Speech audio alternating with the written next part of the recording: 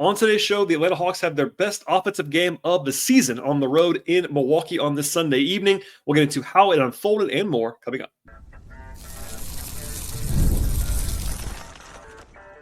You are Locked On Hawks, your daily Atlanta Hawks podcast.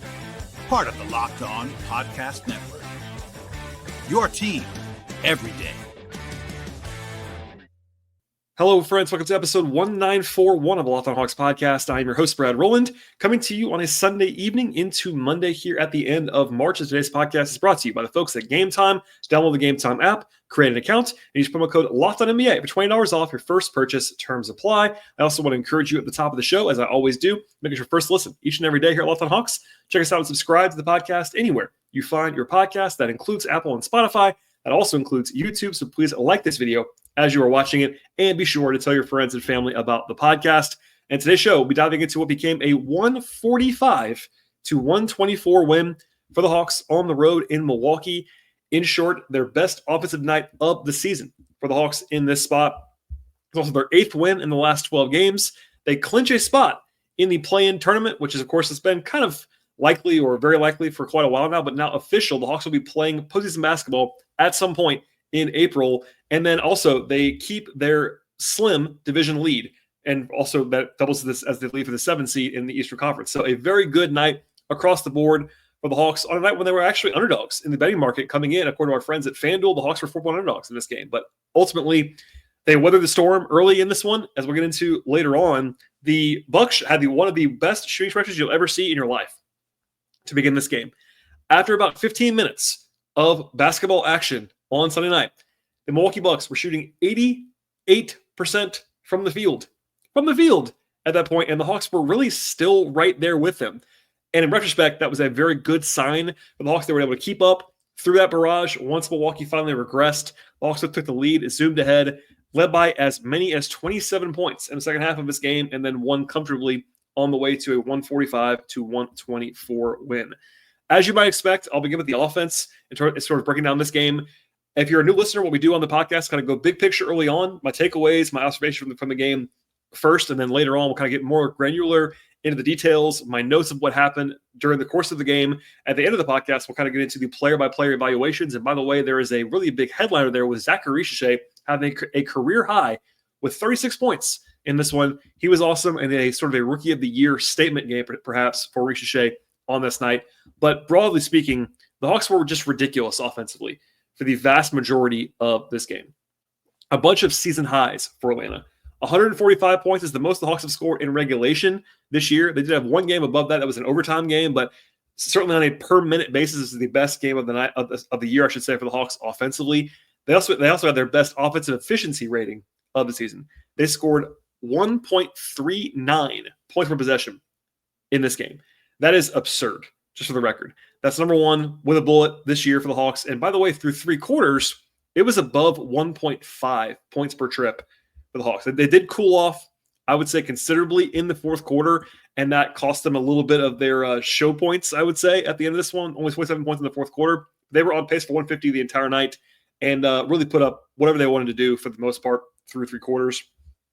And to say this, like, they didn't shoot the ball like ridiculously well. Now, they shot the ball well, to be sure, but it was only their 7th best true shooting percentage game of the year, which is obviously really good. It was 66% true shooting for the game. That's an excellent number, but oftentimes you might think that the Hawks were just like absolutely out of their minds shooting the ball in this game, and that didn't really happen.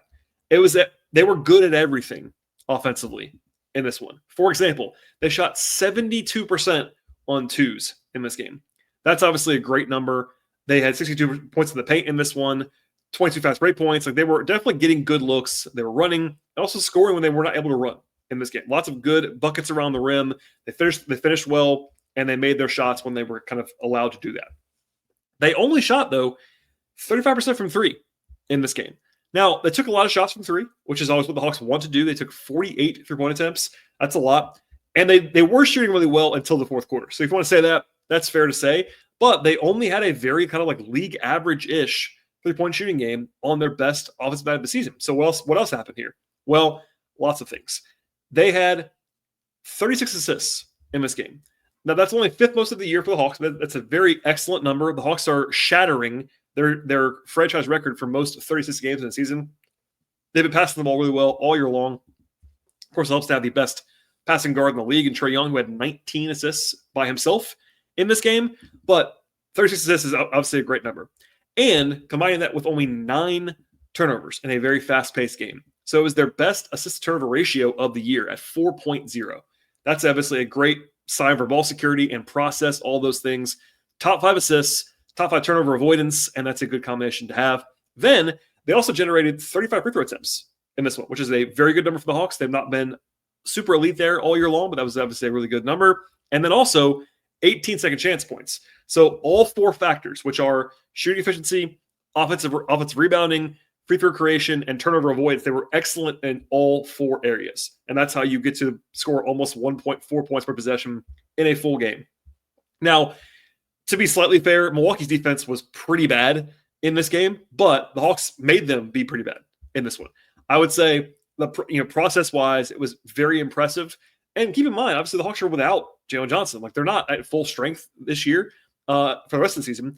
The Bucks were without Damian Lillard in this game. That definitely matters. But injury-wise, like, the Hawks were still underdogs for a reason in this game. But they put it together. They executed the entire way. And again, I don't want to overstate it too much, but to be barraged in the way they were at the outset by Milwaukee, just absurd shot making for large portions of this game. And the Hawks to stay engaged and then kind of bank on regression, which definitely happened for Milwaukee in this one.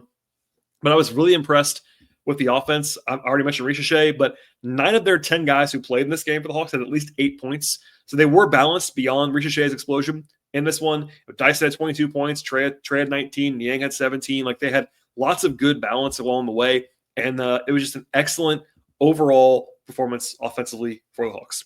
Now, defensively, they weren't any great shakes on the whole, but after the Milwaukee barrage subsided, they were quite good from that point forward.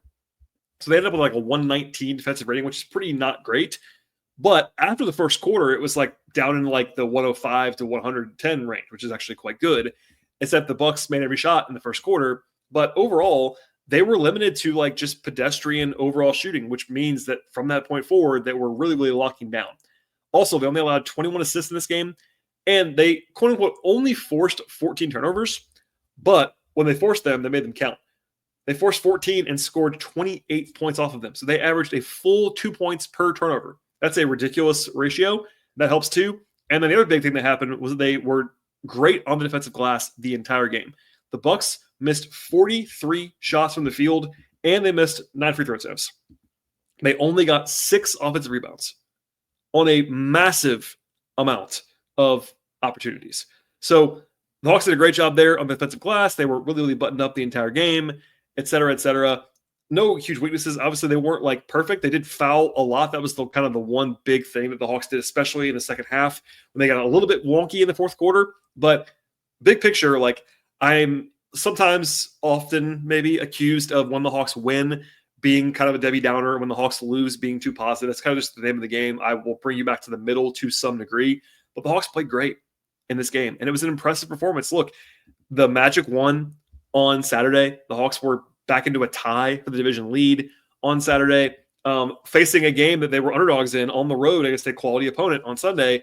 And all they did was come out with my 21 points, not back down, stay resilient the entire game, and win impressively. So big picture, just an awesome night for the Hawks on the whole. We'll get into more details, of course, as to how this game unfolded, what's coming up next for the Hawks, player evaluations, etc. All that's coming up in just one moment. This show is brought to you by Gametime. There's nothing like watching basketball live. The energy of the crowd, the sound of the secrets on the hardwood, and maybe even a celebrity sighting courtside if you're doing that kind of thing.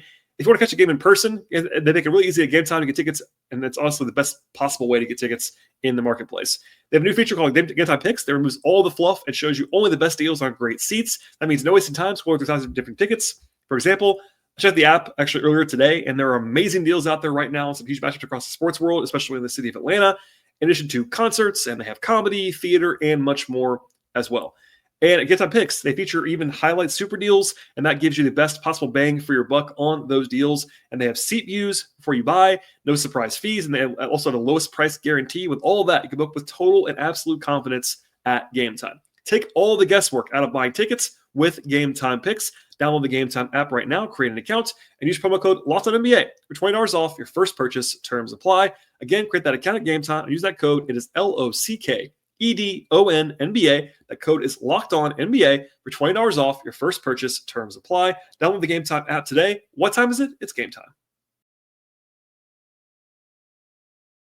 All right, we'll dive in now to how this game kind of unfolded, more granular observation-y, my notes, etc. And also opened this game with a new starting lineup that was not so new. In fact, they just changed it back. On Thursday, they changed it to a smaller group against Miami. It worked a little bit in the first half and then didn't the entire rest of the game. And today it was back to Mo Gay at the 4.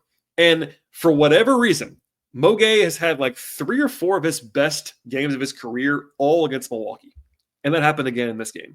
Mo, in the stat sheet, didn't blow it up necessarily, but certainly was quite solid in this one, played very well, and he continues to have, I believe, his highest scoring average, some of his highest, supporting stats against Milwaukee. And I will say there was a misconception that I saw out there coming into the game after they announced that he was going to quote unquote guard Giannis, which didn't really happen. It was mostly Okongwu as the primary matchup on Giannis, which the Hawks have tended to do for years now. Even when Okongwu was the backup center, that was a lot of that. He's done well on Giannis always. But with Mo, he gives you the extra rim protection on the back end. Also just the sheer length and size and range, and defensively, he is a very, very impressive figure when he has it going defensively.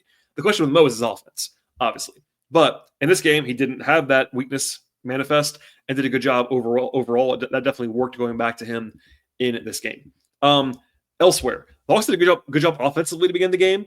A couple left-handed finishes from Risacher at the outset. They were good on the offensive glass to begin the game. It was actually a little bit of a tweak to the rotation beyond the starting 5. Georges Niang did not play at all in the first quarter, which is by far his longest break at the beginning of the game since he actually got to Atlanta. He only played 15 minutes in the entire game.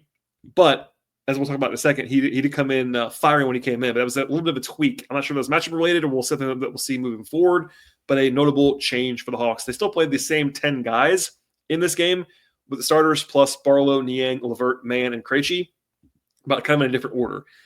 The Bucks went on an 11-2 run against the bench unit, and I will say the shooting was crazy by Milwaukee in the first quarter, but the defense was also quite bad, I thought, for Atlanta, particularly with the second unit, before they changed some things. So as we'll get into this later on, the Hawks, after that first stint, changed their rotation defensively to kind of help Dom Barlow and kind of manifest better defense. Because the first stint with Barlow plus the bench unit was really, really, really rough defensively, even if the numbers were a little bit inflated by Milwaukee's crazy shooting, and they were. Part of that was bad process. So Milwaukee missed a shot at the buzzer of the third quarter. Sorry, at the end of the first quarter. They missed a shot at the end. Even if you include that, they were 17 of 20 from the field, 85% in the first quarter, including 5 threes. So they weren't all layups. They made a lot of threes as well. They were out of their minds. Until the miss at the buzzer, Milwaukee only missed 2 shots in the entire quarter, and they came from Giannis and Brook Lopez, their 2 best players that were available. So it was the supporting guys were perfect from the floor in the first quarter for Milwaukee. The Hawks were down by 7 points at the end of the first quarter, despite scoring more than 1.4 points per possession. The Bucks had like a 165 or 70 offensive rating in the first quarter. It was absolutely insane. 44-37 at the end of the first quarter. Trae had 11 and 5 in 9 minutes, and they were losing. Now, I've covered a lot of games, not just Hawks, but a lot of games. I don't think I've ever seen the stat I gave earlier, but I'll say it again now. After about 14 and a half minutes of this game, the Bucks were shooting 88% from the field. That it seems impossible, and it wasn't. It actually happened. I watched it happen. It was crazy. Now, they did regress from there, fortunately for the Hawks. I mentioned before they put in Georges Niang to begin the quarter after he hadn't played all in the first quarter, and all he did in his first 4 minutes was take 4 shots, make them all, including 3 threes. So obviously, George had a heck of a stretch there with 11 points. They also used him at the threesomes. This is where I went to reference the change in rotation. After the first stint of Barlow and a small group around him, that did not work at all. They went very big after that. They played a lineup that actually had Risacher at the 2 with Niang, Mo Gay, and Dom Barlow. So 4 guys. Niang's the shortest of those 4 guys, but obviously he's stocky to say the least. And then when Okongwu sat, just having Gay with Barlow is something I've suggested for a while on the podcast, because not that offensively it's great, because it probably won't be, but Barlow is a very, very talented offensive center compared to most centers. But defensively, Barlow is, to be kind, below average defensively. But if you give him Mo Gay with him, you got more size, more length, rim protection, etc. That was a good idea. And then also something that I will give my friend Tyler Jones a shout out on. Tyler's a guest on this podcast regularly. Tyler's been yelling for a while, try Georges Niang at the 3. And obviously that sounds crazy because Georges Niang is very slow-footed, but it's more about just physical size. And if you have Mo Gay at the 4, Mo Gay is a rangy athlete. So if you got to hide George on somebody slower, you can do that, etc. That worked in that stretch. It wasn't only that, but I think getting the defense to a solid level in the non-Okongwu minutes is a big thing right now, especially without Jalen. You don't have even Larry Nance, but especially Clint Capella, who they definitely missed in the first half of this game, for example. But getting Mo out there with Risacher and helping insulate Barlow made sense, and that definitely worked in that stretch. The Hawks had an 11-0 run actually mid-quarter. They were really effective offensively getting Brook Lopez in space and really attacking him mercilessly in that stretch. Risacher was awesome in that stretch as well. They ended up going up by 7 at halftime, and it should have been bigger, honestly. Trae Young, on their last trip of the on offense in the first half, shot a 3 and missed it, but landed on the foot of Pat Connaughton, and it should have been, by the letter of the law, a flagrant 1 on Pat Connaughton. It wasn't called at all. No foul called at all. It should have been a flagrant 1. It should have been a 3-shot foul and the ball. It didn't bite them, obviously, but because of that happened, Quinn was very mad about that. So was Trae, and Trae got a technical foul going into halftime. So they actually gave the Bucks a free point there. Still, though, broadly speaking, the Hawks had 82 points in the first half of this game. That was their most in the first half all year. Their second most at any half all year. And they got to the line 20 times, etc. Niang had 17 in the quarter, which is crazy. That was his entire output of the game, which is crazy as well. But here's a stat for you. The Bucks shot 69%, a very nice figure, in the first half, and we're losing. And that happened the rest of the game as well. After halftime, Milwaukee made their technical foul free throw coming in to start the third quarter after the Trae technical foul. And then the Hawks, after that, went on a 19-5 run to go up by 20. And that was probably the pivotal stretch of the game. Because, they're up by 7 going into halftime, but nothing's over at all. The Hawks break it open right away. Risacher was awesome in that stretch. He had a nice lob dunk from Trae that was fun. Also, Dyson was great in that stretch as well. They had 14 of the first 19 points for Atlanta in the second half. There was a bizarre technical foul call on Terrence Mann from the bench. He was in his shooting shirt, and that came back to bite him because he got a technical foul later on and was actually ejected from this game, which is crazy. But the Hawks had another – so they had two runs in the third quarter, 19-5, and then a 9-1 run later on in the quarter to go up by 25 points. Now, the Hawks' defense was not as bad as the first quarter numbers indicated. As I said before, it wasn't good, to be very, very clear, but no one's defense is bad enough to allow 88% shooting. That's just insane. Nor was the Hawks' defense as good as it was in the third quarter by the numbers. So the Bucks scored 17 points in the third quarter. They shot 4 of 20 from the field. The Hawks were better defensively. If you watch the possessions back, and I have, they did play much better, much harder, much more physically in the third quarter. And the Bucks also missed some shots because they were due to miss some shots. Both can happen. There's nuance there, but it happened that way. So the Hawks go up by 26 points going into the fourth quarter. It's like, all right, all you have to do now is just not implode, and you get a win. The Hawks did kind of a little bit implode. Not a ton, but a little bit. Immediately, the Hawks committed 5 fouls in the first 2 minutes of the fourth quarter, which is not what we want to do when you're up big, because that means the Bucks are in the bonus pretty much the entire period. And that is not what the doctor ordered, to be sure. Now, the lead was never at the point where I was panicking about the Hawks, but the Bucks took 20 free throw attempts in the fourth quarter. That is a disaster for the defense when you're up big. Mang gets ejected after a double technical foul with Andre Jackson Jr., which, by the way, I don't know what Mann's supposed to do. He got shoved in that sequence and then got ejected. That was a tough call on him. But then Kevin Porter Jr. got hot for the Bucks, and there was fouling, and the lead was down to 12 multiple times. Now 12 is comfortable, but it's not 25. It's a game at that point in time. The Bucks were get in the line. Also, the Hawks finally missed some shots of their own. So I think they missed like 4 or 5 open looks in a row.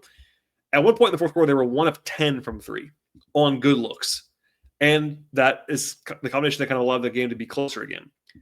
To their credit, they got a couple of big stops. LeVert scored about the 4-minute mark on a Trae assist. And then Trae and Okongwu made their free throws. This is a fun one. Ryan Rollins, who played well for the Bucks, I thought, in this game as a backup guard. He's starting for them right now. He actually committed 4 fouls in 82 seconds in the fourth quarter. And they were all legit calls, too. It's kind of funny. But it was basically over for me when Risacher got fouled, shooting a 3 with like 2.5 minutes to go. And they were already up 16. It was suddenly he makes all 3. They're up by 19. And it's pretty much over. But it never got dicey enough. It was 12. It was a game again. But some of the fears of the like worst case scenario blow up were alleviated quickly, and that was that. Risacher, of course, made all 3 of those, put the Hawks up by 19, and also in the process set his career high again with 36 points. So the fourth quarter was not going to Springfield, I would say, for the Hawks. They didn't play great in the fourth quarter, but they were so good offensively until then. One more time, they scored more than 1.5 points per possession in the first 3 quarters without shooting the ball at a crazy. Obviously, they made a lot of 2-point shots, but that's impressive and dominant, and they held on for dear life, but they certainly still got a comfortable win in the end. All right, more to come, including a lot of highlights from the likes of Risacher, from Dyson, from Trae, from Niang, etc. It's all coming up in just one moment.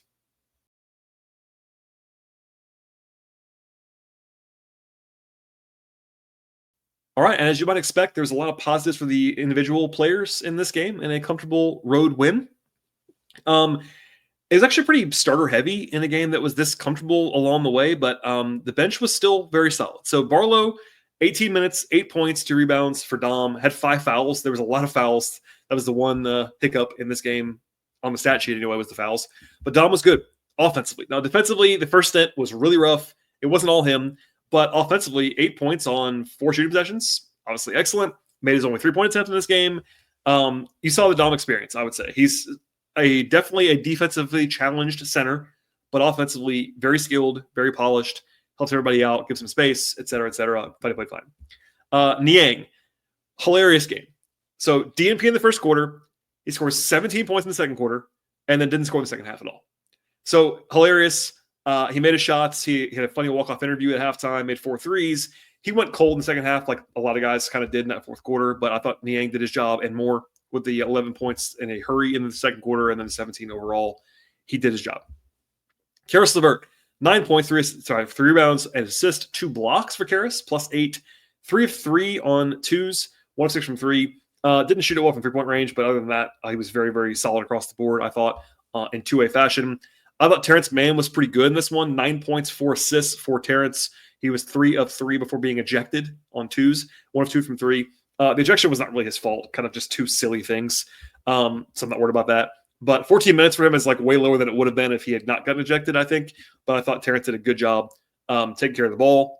Only 1 turnover, a couple made shots. Some good, I would say some better processing in this game from Terrence overall.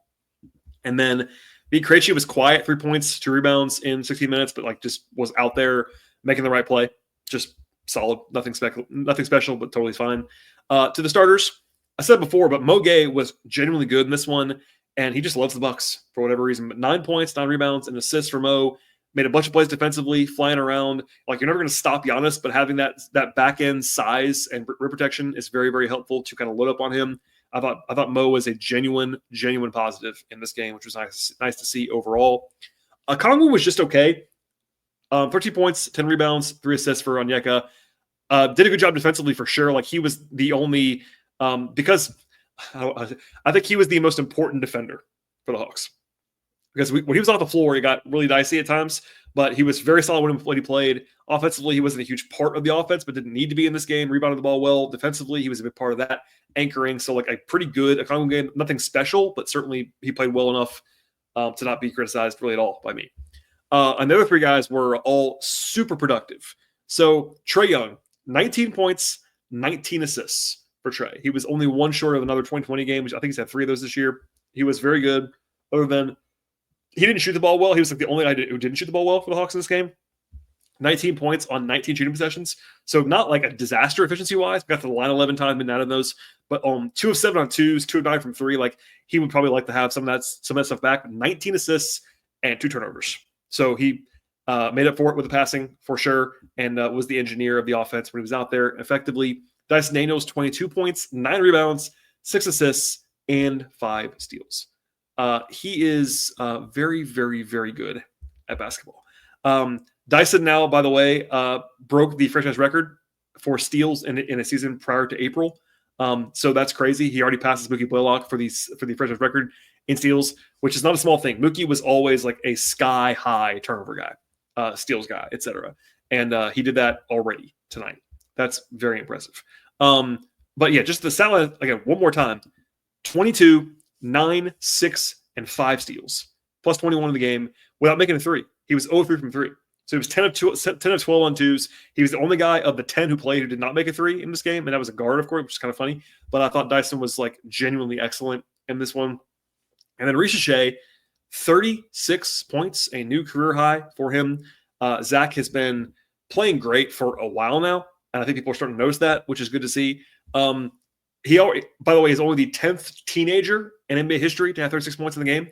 The only guy I guess there are 2 guys on this list that are like not like standouts, but he joins LeBron and Carmelo and Durant and Anthony Edwards and Jaren Jackson, and I think Wemby's on there too. Like, there's only a couple guys that like are not superstars. It was like Anthony Simons, and I think Gigi Jackson might have done this last year or 2 years ago. But anyway, I thought Risacher was great in this one. He was 7 of 10 on twos, 5 of 11 on threes, 7 of 9 free throw line, 6 rebounds, had a steal, 1 turnover, plus 19. But I've been saying it for weeks. I don't know if it's going to matter, but I don't understand why he is not at least a co-favorite for Rookie of the Year with Stephon Castle. And you can accuse me of being biased. That's fine. I've laid the numbers out side by side, and there's no rationale for Castle being the clear favorite. If you want to say he's the pick, I won't yell at you for that. I think it's reasonable. But don't try to tell me that he's like a very clear favorite over Risacher. That seems silly to me. And perhaps a game like this on Sunday night against a Bucks team that was kind of floundering, etc. Maybe I saw some people nationally kind of noticing this more and more. Risacher has been just great for like 2+ months now and was pretty good before that too. So anyway, I'll leave it there. But he was awesome tonight and a really, really fun win for the Hawks on the whole. I said this earlier briefly, but the Hawks get this win to kind of reclaim the division lead by a half game over the Magic. We'll see. They do play 2 more times, so that might just dictate the division. But the Hawks do have a path to kind of make it a little bit less relevant if they keep winning basketball games. Some of that happens on Tuesday. So the Hawks play 8 more games remaining. They have already, by the way, matched their win total from last season. And as I say many times, the Hawks traded their second highest paid and second best in theory player, their second star, quote unquote, in the summer, traded him for a future facing package, drafted a 19-year-old rookie at number 1 overall, didn't really add veteran talent to the roster, and we're clearly going into a future facing mode. And they are going to win more games than last year, comfortably, I think. While Jalen Johnson misses the last 3 months of the season. Pretty good season, I would say, on the whole. Anyway, from here, 8 games left. Tuesday, the Blazers come to town for their only annual visit. Portland is not terrible, actually. They've had a pretty decent season. They have lost 4 games in a row as of now. They are on a road trip coming from New York, actually, from this. So that'll be an interesting game. Nothing is given at all about that one. Like, the Hawks will be favored in that one almost certainly, but Portland's not one of the tanking, like, disaster teams. They are they have 32 wins this year. That's an interesting game. We'll see. Then after that, they go to Dallas, a pretty tough back-to-back. The Hawks have to go. So they come home for 1 game on Tuesday. Then they have one of their longest back-to-backs going from Atlanta to Dallas in the back-to-back. That's not easy. So we'll see how they handle that. Obviously, we're going to get greedy and win both of those. We'll see. Just a weird schedule, by the way, this week in general. Starting Tuesday, they have 4 games in 6 nights. It's a back-to-backs, then 2 days off, and another back-to-back. It's just kind of a weird working schedule. But anyway, I will have a show at the latest after the game on Tuesday. Maybe I'll have one Monday night. I'm not sure exactly what the schedule is going to be. So please stay tuned for more on the podcast. But look, man, a fun night at the office, a good way to start the week for the Hawks, a good way to end March. This is their final game of the month of March, and it was a very, very productive month of March for the Hawks. It is often said, and it's kind of true, honestly, that March NBA basketball is sometimes wonky. You don't want to make too much of it because teams are tanking by now and all that stuff. But the Hawks went 9-5 in the month of March. Pretty solid, especially when you factor in they had some tough games. Like they only really had, only one bad loss the whole month. They lose the game to Brooklyn that I was frustrated by for sure, but took care of business otherwise. And they beat Memphis on the road. They beat Indiana twice. They beat Golden State. Yes, it was San Steph, but still. And then they beat Milwaukee on the road tonight. A good month overall. And then obviously they will look to finish strong over the last 2 weeks of the season because, by the way, today as I'm recording this podcast, there are 2 weeks left in the season. The Hawks did clinch a play-in berth, but the big thing is, even if they don't finish 7th, and they want to finish 7th at this point in time, they do want to not be in the 9-10. So just win. They'll be favored in at least 4 of their last 8. We'll see. And one note here, if you want to get crazy, if you want to get greedy at the end of the show, now that everyone is logged off the podcast other than the sickos, the Hawks are only 4 games behind the Bucks now for 6th. Now, I think that's very unlikely to happen. Just doing the math, like 4 games with 8 to play is a lot. You would need Milwaukee to keep losing. But our friends at ESPN's BPI do give the Hawks a 2.7% chance now. So it's not a 0. If you want to get crazy and optimistic, that's one way to do it. All right, that's enough for me on this Sunday evening into Monday. Please subscribe to the podcast anywhere you find your podcast. Check us out on Apple, Spotify, YouTube, etc. Follow the show on X/Twitter at Locked On Hawks. Follow me there at BT Rowland. I'm also on Blue Sky if you want to follow me there at BT Rowland as well. And then if you want to follow my non-podcast work about the Hawks, it is patreon.com/BT Rowland. Everybody enjoy the beginning of this new week. I'll have a show pretty soon. I can promise you that. Stay tuned, and we'll see you all next time.